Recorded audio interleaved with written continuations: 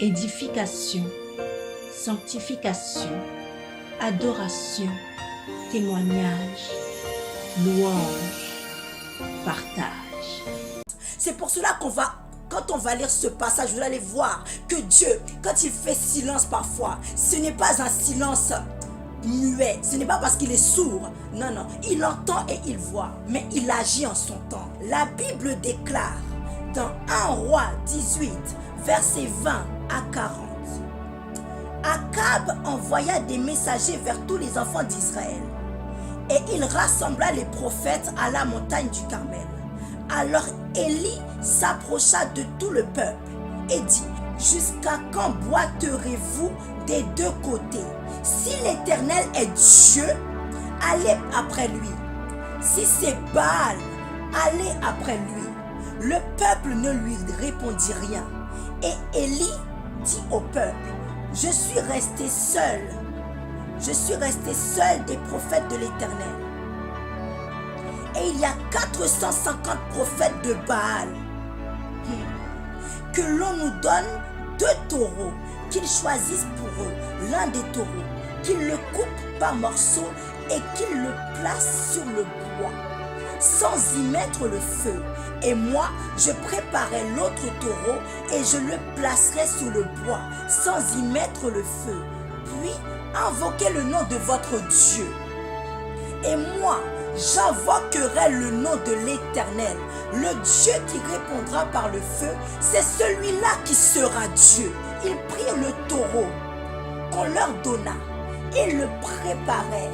Et ils invoquèrent le nom de Baal depuis le matin jusqu'à midi, en disant: Baal, réponds-nous, Baal, réponds-nous. Mais il n'y eut ni voix ni réponse. Et ils sautaient devant l'autel qu'ils avaient fait à midi. Élie se moqua d'eux et dit: criez à haute voix puisqu'il est Dieu. Il pense à quelque chose, ou il est occupé, ou il est en voyage. Peut-être qu'il dort et il se réveillera. Et ils se firent selon leur coutume des incisions avec des épées et avec des lances, jusqu'à ce que le sang coule sur eux. Lorsque midi fut passé, ils prophétisèrent jusqu'au moment de la présentation de l'offrande. Mais il n'y eut ni voix, ni réponse, ni signe d'attention. Élie dit alors à tout le peuple: approchez-vous de moi. Tout le peuple s'approcha de lui, et Élie rétablit l'autel de l'Éternel, qui avait été renversé au moment de la présentation de l'offrande. Yes. Élie le prophète s'avança et dit: Éternel Dieu d'Abraham, d'Isaac et d'Israël, que l'on sache aujourd'hui que tu es Dieu en Israël, que je suis ton serviteur et que j'ai fait toutes ces choses par ta parole, c'est-à-dire sur ton ordre. Réponds-moi, Éternel, réponds-moi, afin que ce peuple reconnaisse que c'est toi, Éternel, qui es Dieu, et que c'est toi qui ramènes leur cœur. Et le feu de l'Éternel tomba, et il consuma l'holocauste, le bois et les pierres, et la terre, et il absorba l'eau qui était dans le fossé. Quand tout le peuple vit cela, ils tombèrent sur le visage et dirent: c'est l'Éternel qui est Dieu, c'est l'Éternel qui est Dieu. Saisissez les prophètes de Baal, leur dit Élie, qu'aucun d'eux n'échappe. Et ils les saisirent. Élie les fit descendre au torrent de Kison, où il les égorgea. Mes amis, qu'est-ce que je veux vous dire? Je veux vous dire, quand vous voyez les petits dieux de ce siècle faire leur cinéma, n'y croyez pas. Pourquoi n'y croyez pas? Parce que les adorateurs de Baal, quand ils ont invoqué Baal, Baal ne pouvait plus rien dire, parce que la présence du véritable Dieu était là. Écoutez, quand la présence du vrai Dieu est là, tous les faux dieux se taisent, parce qu'il est le Dieu des dieux. Et quand le véritable Dieu agit, il répand le feu, il fait descendre le feu. Et les mêmes adorateurs de Baal vont dire: c'est l'Éternel qui est Dieu, c'est l'Éternel qui est Dieu. Et l'Éternel n'est pas un Dieu solitaire, l'Éternel est un Dieu trinitaire. Pour savoir si vous êtes dans le véritable, vous devez adorer et prier le Dieu trinitaire. Ma question pour vous une seconde fois est, quel Dieu pries-tu? Si tu ne sais pas quel Dieu pries-tu, si le Dieu que tu pries n'est pas le Dieu trinitaire, excuse-moi de te le dire, mais tu pries le faux Dieu, tu pries les Baals, tu pries les Astartés, tu pries les démons sans le savoir. C'est pour ça que tu dois savoir quel Dieu pries-tu. Oh, je dois vous dire quelque chose. On constate que les personnes qui étaient avec Baal étaient plus nombreuses. Ils étaient plus de 200. Et Élie était tout seul.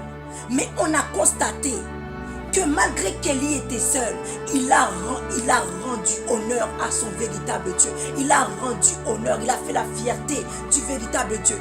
Qu'est-ce que je veux dire, les amis? Que le nombre ne vous trompe pas, que le nombre ne vous fasse pas peur. Ce n'est pas parce que l'ennemi, sa masse, est nombreuse que vous devez vous inquiéter. Notre Dieu est un Dieu fidèle. L'Éternel est un Dieu fidèle. Il ne regarde pas au nombre, mais il regarde à la qualité. Quand on regarde sur la terre, il y a diverses religions. C'est vrai, le christianisme est très peu considéré. Quand on regarde, les amis, la masse va dans les autres religions. Que le Seigneur ait pitié d'eux. Cependant, cela ne veut pas dire qu'on n'est pas dans le véritable. La troupe de Baal était nombreuse, mais en vérité, qui a rendu témoignage au véritable Dieu? Qui a fait l'honneur du véritable Dieu? Un seul homme, Élie. Que la masse ne vous trompe pas. Masse ne veut pas dire vérité.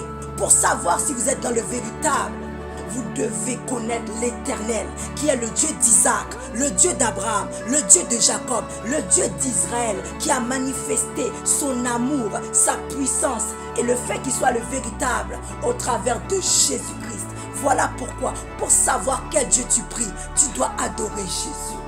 Parce que Jésus est venu rendre témoignage du Dieu véritable. De la même manière qu'il est dit, il est entré dans le rouleau, dans les livres, on parlait de lui. Pour savoir si tu es dans le véritable, si tu ne pries pas au nom de Jésus, sache que tu pries les faux dieux, tu pries les Astartés, tu pries les démons. Un semblant de Dieu, mais faux Dieu. Les amis, pour avoir la révélation sur qui est ce Dieu trinitaire, il faut lui demander. Car quand tu liras ta Bible, tu liras la Bible avec l'intelligence humaine. Et la parole de Dieu ne se comprend pas avec l'intelligence humaine. On ne sait pas qui est la Trinité avec le raisonnement humain et la logique humaine. Mais on sait qui est la Trinité avec le cœur et avec la foi. Et cette révélation-là vient de Jésus-Christ. C'est pourquoi le diable essaye de tout faire afin que les hommes n'aient pas la révélation sur Jésus-Christ. Parce qu'en connaissant Jésus-Christ, tu accèdes au Dieu trinitaire. Et quand tu n'as pas la révélation sur Jésus, tu demeures dans l'ignorance spirituelle, à servir un Dieu solitaire, tandis que Dieu n'est pas solitaire, mais Dieu est trinitaire. On sait que l'on est dans le véritable grâce à Jésus-Christ. Et Jésus-Christ, quand il est venu sur la terre, lui qui est la parole faite chair, est venu rendre témoignage du véritable. Et ce véritable-là s'appelle l'Éternel. Que le diable ne vous trompe pas. Shalom.